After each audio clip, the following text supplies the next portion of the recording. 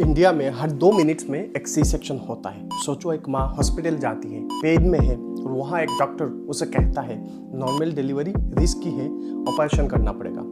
वो माँ क्या करेगी? ट्रस्ट करेगी और वो ट्रस्ट कभी कभी एक्सप्लोइट हो जाता है।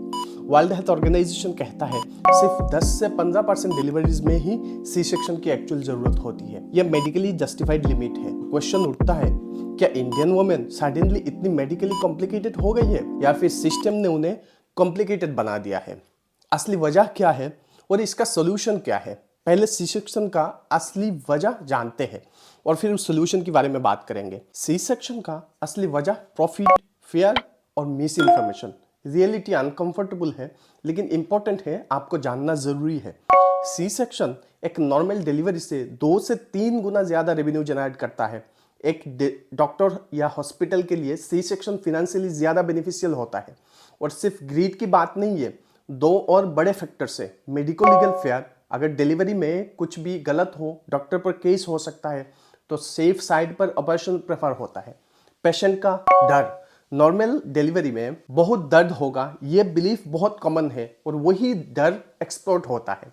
तीसरा, टाइम मैनेजमेंट। डॉक्टर अपनी कन्वीनियंट के अनुसार सर्जरी कर लेंगे, नेचुरल डिलीवरी का टाइम कोई नहीं जानता। 3 फैक्टर्स, पैसा, डर और कन्वीनियंस। ऐसा नहीं है कि सी सेक्शन कभी जरूरी नहीं होता है, कभी कभी ये लाइफ सेविंग होता है।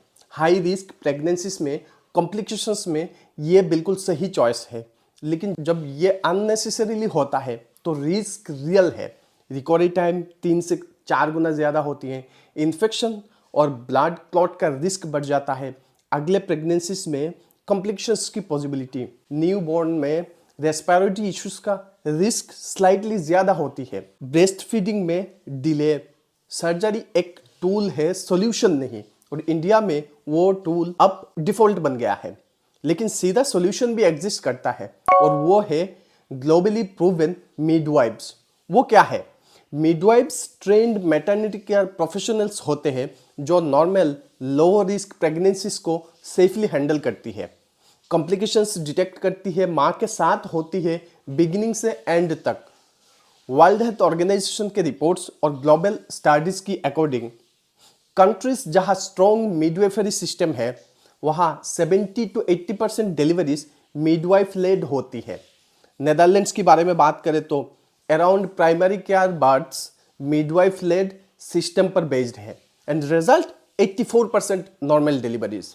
न्यूजीलैंड में मिडवाइफरी को लीगली ऑटोनोमस बना दिया और आज रिजल्ट क्या है? 95% बर्थ्स में एक मिडवाइफ होती है।